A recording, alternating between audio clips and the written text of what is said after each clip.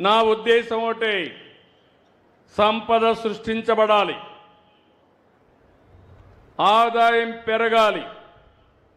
అదే సమయంలో పేదరికం అనేది పెద్ద శాపం.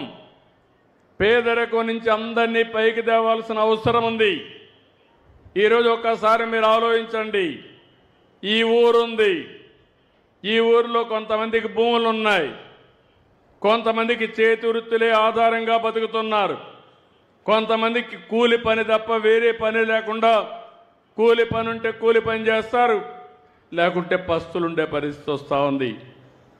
వాళ్ళ ఆదాయం తక్కువగా ఉంది. అంటే ఎన్నో సంవత్సరాలుగా పనిచేశాం, ఇన్ని సంవత్సరాలుగా పనిచేసినా ఇంకా పేదవాడుగా ఉన్నాడు. డబ్బులుండే వాళ్ళు మాత్రం ముందుకు పోగలుగుతున్నారు. ఇంకొక విషయం కూడా మీరు గుర్తుపెట్టుకోవాలి. ఆర్థిక సంస్కరణలు వచ్చాయి, రోడ్లు వేసాం, కరెంట్ వచ్చింది.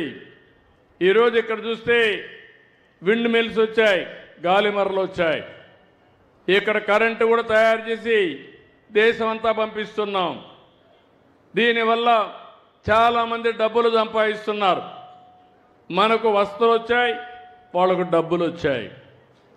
కానీ ఆర్థిక అసమానతలు పెరుగుతున్నాయి. కొంతమంది జీవన ప్రమాణాలు పెరగడం లేదు. అందుకే నేను ఆలోచిస్తున్నాను, ప్రభుత్వం ఇచ్చే అన్ని సంక్షేమ కార్యక్రమాలు ఇస్తాం, అభివృద్ధి చేస్తాం. అదే సమయంలో నిరుపేదలుగా ఉండడానికి వీలు లేదు.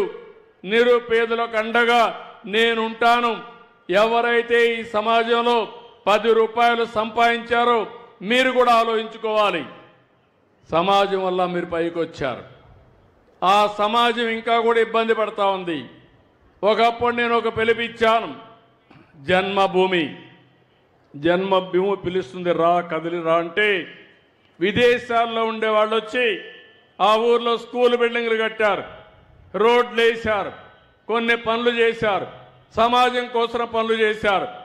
ఇప్పుడు నేను ఇచ్చే పిలుపు, నీతో సమానంగా పుట్టినవాడు ఇంకా అట్టడుగునున్నాడు, వాడిని ఆదుకునే బాధ్యత నీకుంది.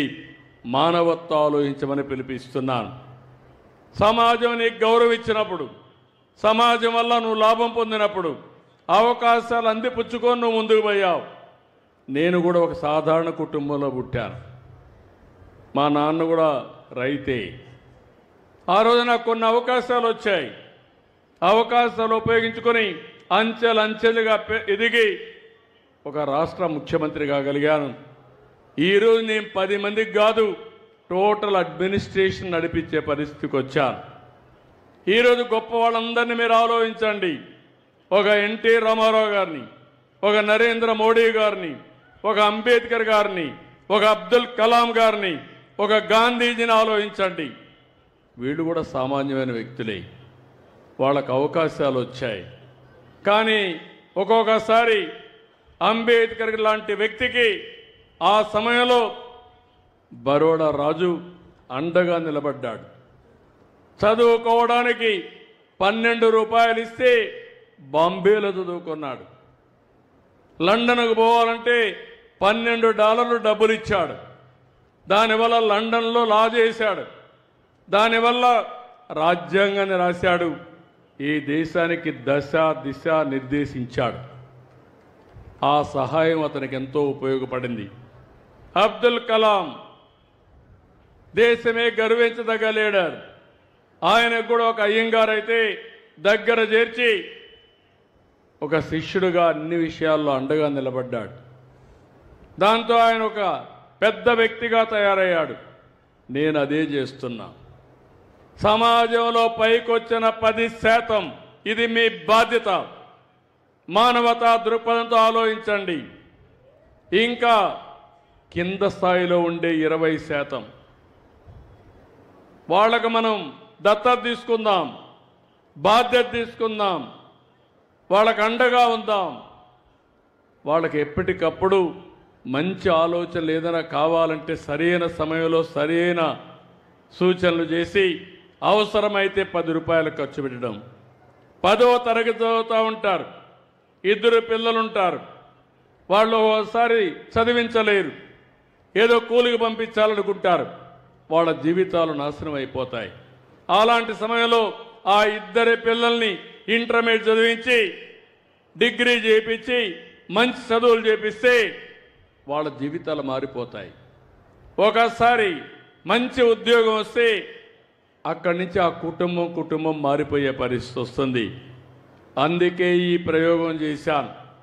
మార్గదర్శి బంగారు కుటుంబాలు, ఈ కుటుంబాలన్నీ కూడా ఇబ్బందులో ఉండే కుటుంబాలే కానీ వాళ్ళకి చేత కాక కాదు, తెలివితేటల్లాగా కాదు, వాళ్ళకు అండ లేక, వాళ్ళని ఆదుకునే నాదుడు తగిన సమయంలో లేక వాళ్ళు ఇబ్బంది పడుతున్నారని చెప్పి కూడా నేను మీకు తెలియజేస్తున్నా.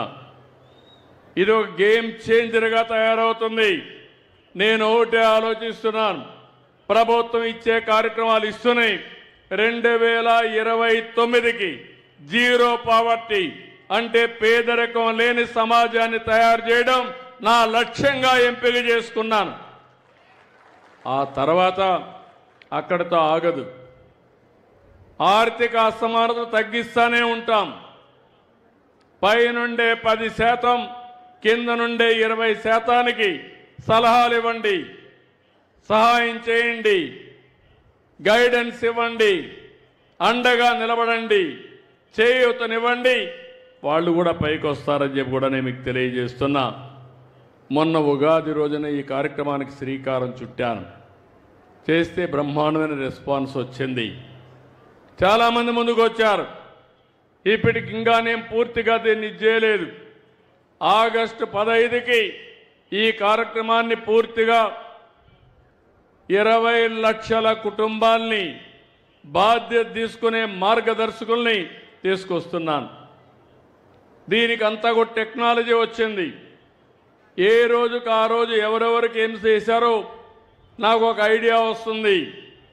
ప్రతి సంవత్సరం ఈ సంవత్సరం వాళ్ళ యొక్క తలసరి ఆదాయం ఎక్కడుంది, రాబోయే సంవత్సరం తలసరి ఆదాయం ఎట్లా పెరిగింది, వేరే వాళ్ళ ఆదాయం ఎట్లా పెరిగింది, వీళ్ళ ఆదాయం ఎట్లా పెరిగింది, రెండు కూడా అధ్యయనం చేస్తున్నా. ఎవరైతే మార్గదర్శులు బాగా పనిచేస్తారో వాళ్ళని అభినందిస్తా, సన్మానం చేస్తా, గౌరవిస్తా. నేను ఒకటే చెప్తున్నాను, రాష్ట్రంలో ఉండే మార్గదర్శకులు అందరికీ కూడా, డబ్బులుండే వాళ్ళందరికీ కూడా డబ్బులు కావాలి, సంపద సృష్టించాలి, మీ జీవితాలు బాగుండాలి. అదే సమయంలో మీరు కూడా సంపద మీ ఒక్కరికే ఉండాలి.